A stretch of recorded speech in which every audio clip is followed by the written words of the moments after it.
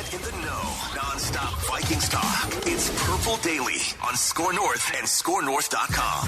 You know, it's great. You got two young guys, great energy, both sides of the ball. Kevin O'Connell, even though Flores is very young, he's not going to have to worry about him and that side of the ball. He's going to go, wait, I'm going to, head coach, see everything, but really work on the offense. I can trust this guy over here to do his job. And, Mike, you're right. The talent's got to improve, but Flores and his scheme and what he does, even if the talent doesn't improve, is going to improve that defense. That was Chris Sims talking about the hiring, obviously, of Brian Flores this week by the Vikings as their defensive coordinator. It is Purple Daily. Yes, no Phil today. He is in the final stages of his move back from Seattle, getting all the stuff into his luxurious new house. So it's Judd, it's Declan. Purple Daily, of course, sponsored by our friends at TCL TV, the perfect way to watch any of the big games, and also by our friends at Surly Brewing, who we appreciate their help and their sponsorship and support of this show. It is still Feedback Friday, and that means that Declan has accrued, compiled, and gone through a lot of the feedback that we got from you, and we always appreciate it this week, regarding Kirk Cousins, regarding the hiring of Brian Flores. And so, Declan, without further ado, give me what you got, and we'll go through this. Football. All right. Got a little Vikings feedback here. Plenty of stuff from the Score North app. Plenty of stuff from our YouTube comments section. First half of this batch, trigger warning, trigger warning, trigger warning. It is about Kirk Cousins. So this is just the feedback we get from our listeners. So this is some Kirk Cousins heavy feedback from the app and from our YouTube comments section. And we also have some Brian Flores stuff we'll get into. You can always send us a note via the Score North app. You can comment on YouTube videos, tweet at us. We compile all this feedback for episodes on Fridays. Let's start with this one from Mike, Judd. Mike says, when is it realistic here to say goodbye to Kirk, even though we all love the guy, but he's also just aging out and becoming a liability to the team winning Super Bowls? We have given this guy the moon in salary, and yes, he has stats, but does he truly command that kind of money? I feel like Kwesi is going to give him the boot just because he's smart and wants to win with smart decisions. Just reckless statements, but realistic concerns from a die-hard Vikings fan that is just sad. That's from our guy, Mike. All right, I've been giving this a lot of thought lately because I feel like this has almost turned into too much of a potential Kirk bashing discussion when it really shouldn't be. So here's my question. And this is the question the Vikings need to answer, and internally I'm sure they have to themselves, but we don't know it yet.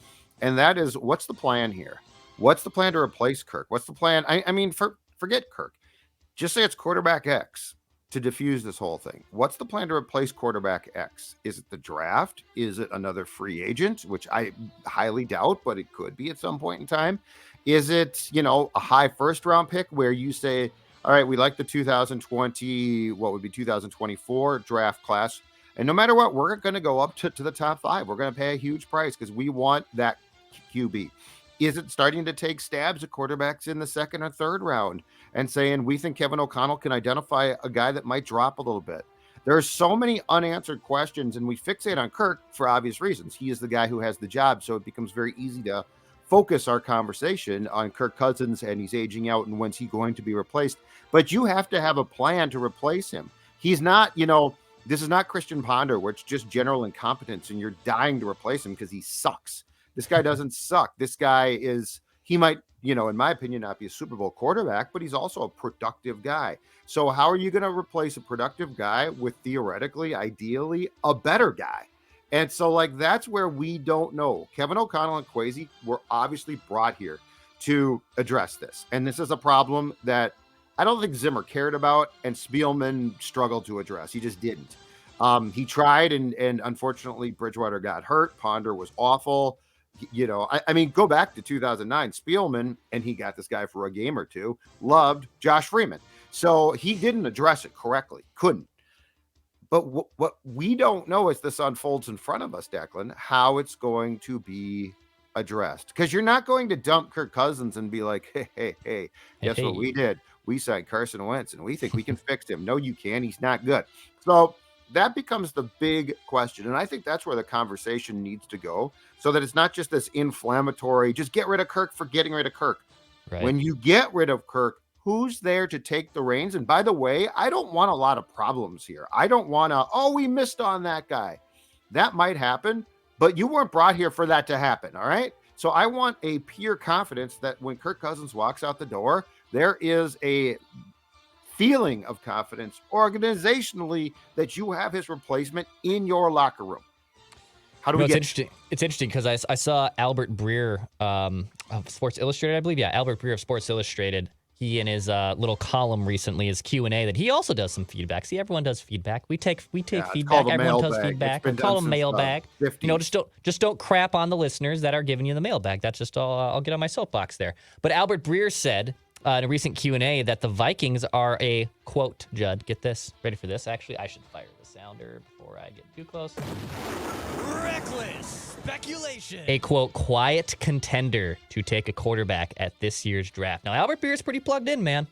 Pretty plugged in. They're a quiet contender to take a quarterback. Very reckless of him, but also he hears things, I'm sure. And we're gearing up, Judd? We're a little more than 2 months out from the NFL draft, excuse me. So you could potentially take one there, whether that's day 1, 2, or 3. I'd be shocked at this point, Judley, if it was a day 1 decision. Yeah, there's no one there to take on day 1. Yeah, and I don't Unless see them. They go up and they can't get up because they only have 4 picks. Exactly. So, yeah, you got to balance it out, man. This is, to your points, he's a good quarterback. He's a safe investment. I'm watching my investment account take a nosedive this week.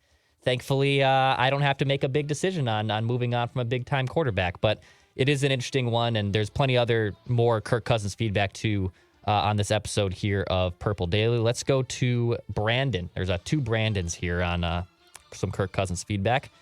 Brandon via the YouTube YouTube comment section says, I know you guys try to balance out the contents and topics, but I can't help but keep coming back to the Kirk Cousins discussion that seems to plague this team. I do believe we will loop back to the last play of this recent playoff game as a moment in Vikings history that saved our future. This once again relieved to us that the Kirk is not our guy. It would be like opening a restaurant and you have a desire to be a Michelin star restaurant, but then you get sold on a bill of goods and you go out and buy a nice microwave to cook your food. It's time to hit the reset and serve up the best dish of all in the NFL, a Super Bowl trophy to the Minnesota Vikings. Nice little restaurant analogy there from Brandon.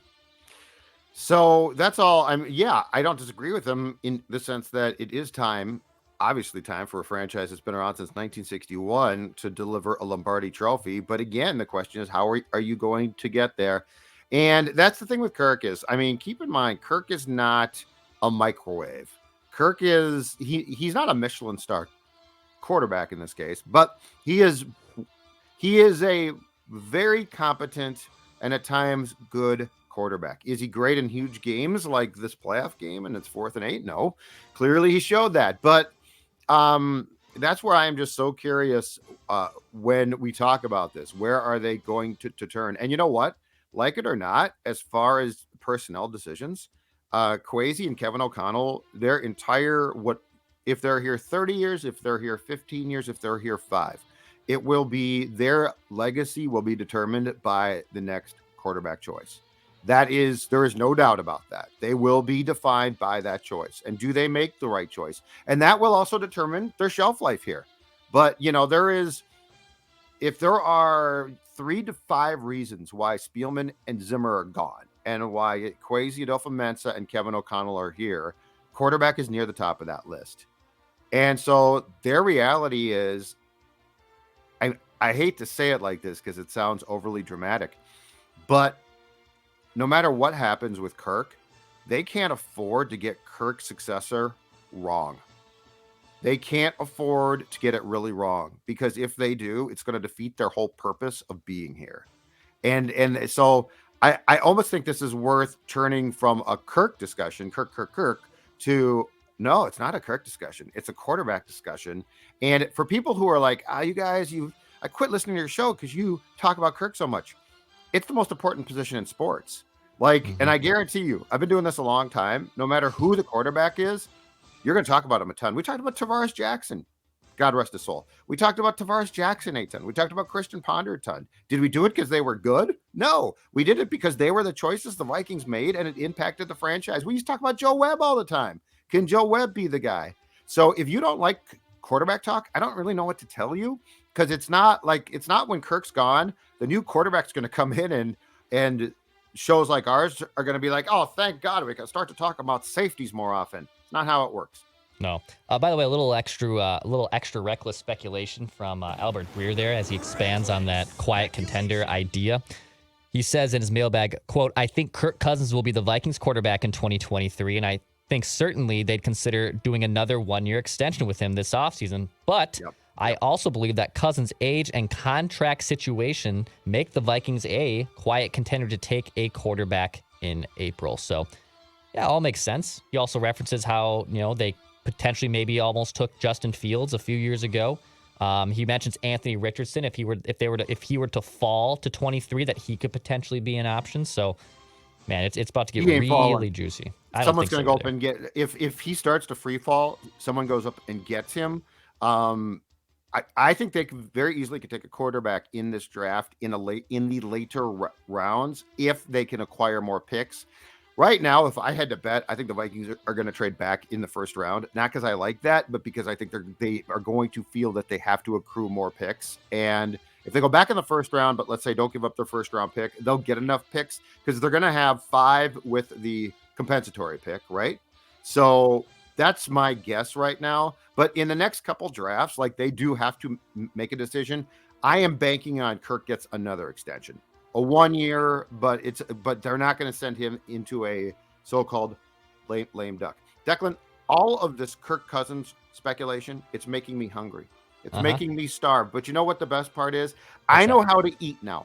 I know how to eat now. I know how to be smart. I previous Judd would have gone and been like, I'm hungry. And I'm like, not anymore. Thanks to my friends at Livia Weight Control Centers, I not only went from, if you're watching this, the guy on the left to the guy on the right, which was a slim down sports dad, but I also, more importantly, became a guy who knew how to eat, how to make smart decisions, because it's not Livia Diet Centers, it's Livia Weight Control. And weight control doesn't just mean going from the guy on the left to the guy on the right. It means maintaining the weight loss as well. It means making smart decisions. So I dropped 40 pounds, but I make decisions now that actually help me keep that weight off. And I'm going to tell you right now, if you're thinking, Judd, this sounds pretty good. Judd, this sounds, that sounds enticing. I'd like to start too.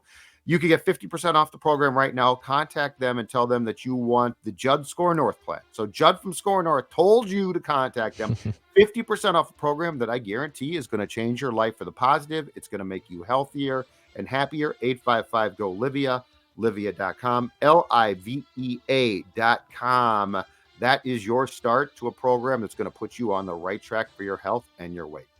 By the way, the Choice Bank 2023 Minnesota Golf Show coming up a week from now. You go hang out with Mackie and Judd, a little Purple Daily Town Hall. We are calling on you, Purple Daily guests, to come hang out with Judd and Mackie. The 19th hole, it's literally a stone's throw away. You can buy Judd maybe at one of those Surly products. You can buy a nice little beverage for old Macadac and enjoy one yourself. Come hang out at the Minneapolis Convention Center. Go to MinnesotaGolfShow.com to buy some tickets. You can go to the Score North website also to buy those tickets. Go check out the Choice Bank Minnesota Golf Show. There's plenty of apparel. You want to rock a lot of Puma like I do. If you want to rock a lot of Callaway, whatever there is to offer there at the Minnesota Golf Show, go check that out. Judd, one more Kirk Cousins piece of feedback here from my guy B Twist. Twist says, get me a quarterback that can win 10 games by himself. Pay him whatever he wants. Players will come here. Trade Justin Jefferson. I don't care. Yes, Minnesota has been a wide receiver hub. And what has it gotten us? Nothing. Trade him. Minnesota, we need a QB. I don't care who owns the team. I don't care who the coach is. I don't care who the GM is. How many one-handed catches our wide receiver has. We need a quarterback. Get the Hall of Fame quarterback and everything else will take care of itself. Let's please stop kidding ourselves with building this nonsense. Very spirited from my guy B Twist. Yeah, very upset. Trade Justin Jefferson. I can't get on board with that part of it. Yeah, I mean, okay. But again, your GM and coach, their defining moment will be, can they find that guy? Like, I don't know what else to tell you. Yes, Joe Burrow would be great. And at some point in time, that would be absolutely fantastic. And I am all for, if you could find Joe Burrow, you go find Joe Burrow. Justin Herbert would probably be great.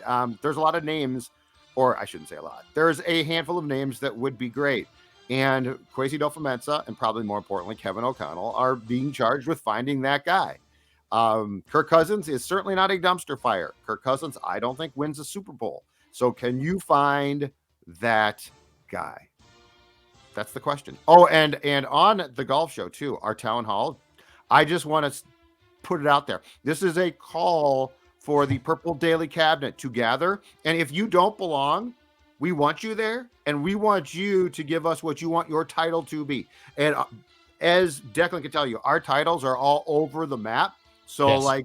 like if you want to be the Purple Daily lead bartender from Coon Rapids or something like that, just tell us. Yeah. So Purple Daily Cabinet, this is our first town hall. It's very important. We want to see you and anyone else who wants to talk Vikings there. All right, let's go to this one from Bill. Bill says, if Brian Flores turned down the possibility of a head coaching job in Arizona on a, quote, gut feeling to come here and be our DC, I don't think he'll be one and done. I would suspect a minimum of 2 years and more likely 3 before he moves on. He can learn a lot about offense from KOC, and this could be playing into his plan. What do you think about Bill's idea there of the timeline of Brian Flores here in Minnesota? I guess I could see 2 years. I'd struggle to see 3, especially, well, I should say this. I'd struggle to see 3 if he's successful. I think he's one and done. If this defense gets really turned around, it's going to be hard to keep him. But I think Bill's points are really valid and really good. So I don't agree with your timeline just because I think it's going to play out differently. Sure. But yeah, I mean, there is absolutely nothing wrong with becoming a better coach by knowing more. That being said, the specialty of today's game and being hired because of expertise on one side of the ball has gotten so high that I think if Brian Flores comes here and this thing, let's say, becomes, I don't know, let's say the Vikings have the 10th ranked scoring defense in 2023, which is a big ass, Declan.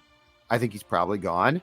But I think Bill's points are valid, and Brian Flores is probably a smart enough guy to know that he is in a situation here that's pretty good, because I think it's going to put him in an infrastructure that at the end of the day should make him a better coach when he does get a head coaching job. Yeah, and also, we all know this too. It depends to what jobs are going to open. I wouldn't say this year's crop of job openings were that lucrative and that attractive either, right? I mean, Arizona's kind of in this weird spot. The Texans, I mean, my God.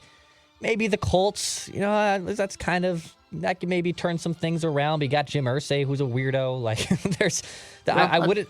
I wouldn't say there was a lot of attractive openings this offseason too. And I think that also dictates whether a guy like Brian Flores wants to bolt and get a head coaching job. Well, and to your point with the Cardinals too, now we don't know exactly what went on behind the scenes. If Flores truly turned them down, or if they said, we're probably not going to lean in your direction. He's like, I'm turning you down.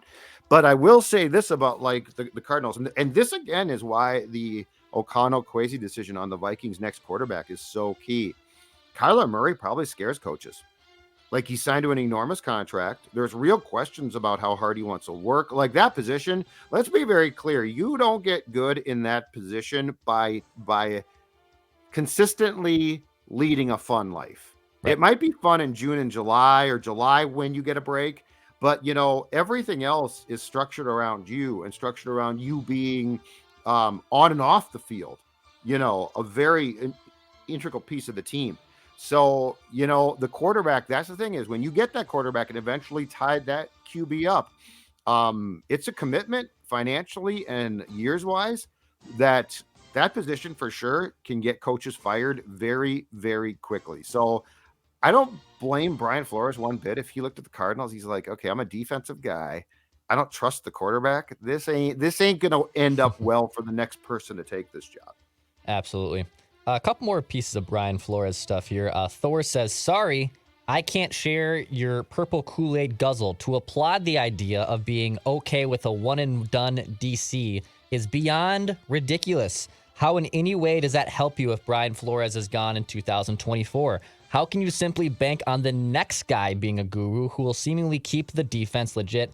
Every coach has his own unique MO and personality. So Thor kind of mocking the idea if he's one and done, and it's all good, it's okay, because he fixed the defense in the short term. Thor is, I agree with Thor's overall 10,000-foot viewpoint, but Thor, what is the Vikings' MO? To win every season as much as possible, okay? So realistically, if the defense gets turned around, which is what the Vikings want, Brian Flores is going to be gone. That's the reality they have chosen. Now, because Thor, I hear you, but your angst needs to be emailed to kevin.o'connell@vikings.net, not us, because your point is a good one. But the thing is, the Vikings don't build. The Vikings immediately try to address needs and hope that they can make the tournament and hope that they win in the tournament. That's how this whole thing works right now. God, I love the tournament. The tournament's a fantastic word, and I love the term. But the reality is this. The Vikings would be very happy if Brian Flores did so well that he is a hot candidate for a coaching job next off season, and there's no question about it. It's how they work. So you send that vent towards Egan, TCO Performance Center, 952-828-6500. That's the number you should call. Ask for Kevin O'Connell and talk to him. Oh my gosh. A couple more pieces of Flores stuff here, Judd. Also, I will give you a mock. I'll give you a latest mock draft too before we end the episode. I would expect nothing less. So tell me if you're not going to. That's right. Sean says Flores simply being added as the defensive coordinator and being expected to turn around this defense is the same as Bill Belichick being told to simply coach up Mac Jones and make him Tom Brady. It's not happening, folks. So Sean, although liking Brian Flores maybe as a defensive coordinator, thinks he still faces a big uphill battle to turn around this defense in 1 year. He 1000% does. But you know what? That's why you need to show certain veterans the door. And look, number one, it's going to be hard to be worse. Like it would be hard to replicate. Like, I guess you could replicate it, but to be worse would be difficult. Can you get younger and faster? And can your defensive philosophy, as far as the scheme that you use, cover for some of the things that Donatell's didn't? That's the question. But yeah, I guess the last two things go hand in hand.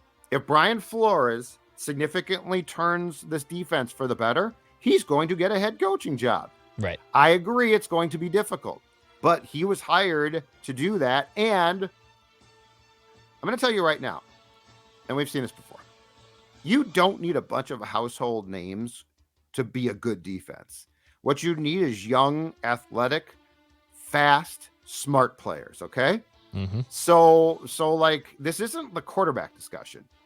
This is a discussion because this is 11 bleeping guys.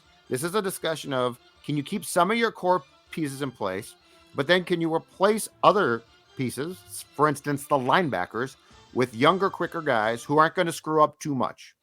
So I'm with you. It's going to take a lot of work. I don't think he's going to do it in 1 year, but can they make substantial improvement without being a top 5 defense? Absolutely. Mm-hmm. One more piece of feedback here, and I meant to bring this up, Judd, on statements from our last Monday episode after watching the Super Bowl, because Larry brings up a great point, and I personally have been harped on KOC a lot about this during the season, one of my big criticisms of him. Larry says, do you think the Vikings learned anything about third or fourth and short situations by watching the Eagles? Basically, get a money, easy conversion on that quarterback sneak every single time in a very predictable formation, and every time they were able to convert it. Did you hear what's coming? In fact, this dovetails perfectly into a report I saw last night. The push is going to be banned again. Really? They're going to ban the push again. That's it used to be banned, and then we got the Bush push in the Notre Dame game in 2005. That's right. Yeah, and the Bush push, which I think was illegal at the time, but they let it go. Right. Anyway, long story short, I guess the league is going to seriously consider and probably ban the push. So that formation still might work, but is going to be more difficult. That's dumb. I don't like that. Well, I don't think you need to ban the push. I think defenses have to be smarter about how the push should work, though. Like, defenses didn't adjust to that at all. So do I think the Vikings learned on short yardage situations? I would hope that through their self-scout, yes, that they are better on that. Kevin O'Connell, I think he's a bright guy, and I think he does a lot of things well. Was he a perfect play caller? No, absolutely not. Now, does he care passionately about it? Yes, that's what separates him from the former head coach. So I don't think this is by any means a lost cause or worth ripping O'Connell about. But I think there's a lot of things that in year one of calling plays, which is a very difficult thing. But I think in year one of calling offensive plays, Kevin O'Connell probably learned a ton. And I would expect to see those adjustments start to be reflected in the offseason camps and then certainly once training camp starts. Absolutely. All right, man. I want a mock. Let's do a little mock draft update here. Judd, I don't think we hit this. This was from Chad Reuter of NFL.com. This was from 4 days ago. And in fact, you know what this is? This is a 3-round mock. This is a 3-round mock from one of the more plugged-in draft experts. Chadley. I call him Chadley. Yeah, he's been on our show. He was on the radio program back in the day. Huge friend of the show. Friend of the show. So a 3-round mock from Chad here. So let's get into it, Judley. First pick of the draft. What do we got here? Oh, we got the Houston Texans trading up. Projected trade with the Bears. They take Bryce Young. So they make up their mind. They take their quarterback of the future. They make a trade. The Texans. They traded up. Okay. And they take Bryce Young. Another trade with the Bears. The Colts go up to 2. They take C.J. Stroud. So back-to-back quarterbacks going off the board here. Jalen Carter to the Cardinals at 3. The Bears take Will Anderson Jr., the edge from Bama, at 4. So they finally make their picks. Will Levis to the Panthers after the Panthers trade up with the Seahawks. So 3 quarterbacks off the board in the first 5 picks of this draft. Yep. Man. Welcome to 2023. A couple other ones of note here. The Eagles at 10 take Texas running back Bijan Robinson. So the first running back coming off the board at 10, which is a little surprising to me. But they did say it's a deep class, right? Isn't it a deep running back class? Well, and this kid is a versatile player too. So he would probably qualify as a running back / receiver type, which will help him. Another quarterback off the board of the Jets at 13, Anthony Richardson. So another quarterback is off the board here. The Packers at 15 take wide receiver Jackson Smith-Njigba from Ohio State. So finally a wide receiver for potentially Aaron Rodgers or whoever the hell is going to play quarterback there. All right, skipping down a little bit here. The Detroit Lions at 18, they take Michael Mayer, the tight end out of Notre Dame. So a nice tight end weapon for Jared Goff. Jordan Addison to the Bills at 20. The Bills actually trade up to find another weapon for Josh Allen. They take Jordan Addison with the trade with the Seahawks. Interesting move there. Made for Stephon Diggs. Joey Porter Jr., a cornerback to the Chargers at pick 21. The Giants trade up to 22 to take a cornerback, Devin Witherspoon out of Illinois. And That's got Thorne Eystrom loves. Yes, it does. That takes the Vikings on the clock at 23. Where they take edge rusher Keon White out of Georgia Tech. Keon White to the Vikings at pick 23, an edge rusher. The write-up says new defensive coordinator Brian Flores should covet White as a strong presence on the outside shoulder of offensive tackles. By the way, that is some great football right there. But he can also be an inside pass rusher in obvious passing situations. So Keon White to the Vikings at pick 23, Judd. Which goes back to our scoop session with Dukes on Mackey and Judd, why Zadarius Smith is selling his home. Because if you take him, Zadarius Smith ain't coming back. Look, I mean, we talked about this that on an episode of with Chip that's going to air on Saturday, and Chip is very much in favor of addressing the lines. Mm-hmm. So, I mean, this team needs a lot of help. And that's the thing, too, is, they think a lot of times, and we definitely do, about what's going to help this current team, 2023, the most. And while an edge rusher certainly would, it also gives you now a key component for the future. So, like, this draft is going to be very intriguing as far as immediate needs addressed and actually immediate / long-term needs that get addressed. So I would not dismiss that one. Like we've talked, I think the majority, if not all of the mock drafts that we've been doing for the most part have gone cornerback or receiver. John Michael Schmitz, the center for the Gophers, was thrown in by one, but there are 1,000%. There is a lot of needs here. I'm still trending with, I think Kwesi trades back to get more picks. That doesn't mean he'll trade out of the first round, but I think he goes back and that the Vikings then have the 5 picks that they'll go into the draft with and probably end up with approximately 7 to 8. But that's just my guess. I'm not hearing anything on that. Okay, so I did mention this is a 3-round mock. Yep. The Vikings do not have a second-round pick, and in this mock they might draft, after my trade. Chad does not project them to trade into the second Chad. round. All right, Chad. So that means the Vikings are back on the clock at pick 87, where they take Stanford cornerback Kai Blue Kelly, I believe it is. Is it Caillou Blue Kelly out of Stanford? So pick 87 to the Vikings goes to Caillou Blue Kelly, a cornerback. So 2 defensive players for the Vikings in Keon White and Caillou Blue Kelly. Just taking a look a little bit here on his. Oh, I love a draft bio, Judd. You want his strengths? Because I love doing some of these strengths and weaknesses here. Yep, give him both. All right, so he possesses desired size and length as an outside corner. Football. Oh, I like this one too. Technically sound footwork in his pedal and match. Oh, yeah. The pedal's important. Pedal's very important. Some of his weaknesses, though, let's see here. Needs to play with better determination and run support. Here's a good one. Struggles to stay connected with wideouts through the route stem. Route stem. Yeah, that's a problem. That's an issue. But how about that, though? Two defensive players going to the Vikings in the 3-round mock from Chad Reuter. That is your latest mock draft. I want a mock! So Caillou Blue Kelly, 6'1", 190. So he's not short. That's good. Yeah, it's interesting. I don't see them taking 2 defensive players with their first 2 picks. But again, I think Quaid is going to try to get into the second round by trading back in the first round. Yeah, and this also would assume then it sounds to me like perhaps they wouldn't address cornerback in free agency, which I actually think they might do. Interesting stuff. Tell Phil though. Tell Phil we got a defensive end now to add to. I think this is the first defensive end that we've had the Vikings that's been mocked to the Vikings in our mock drafts, and Chad's pretty good at this. So right.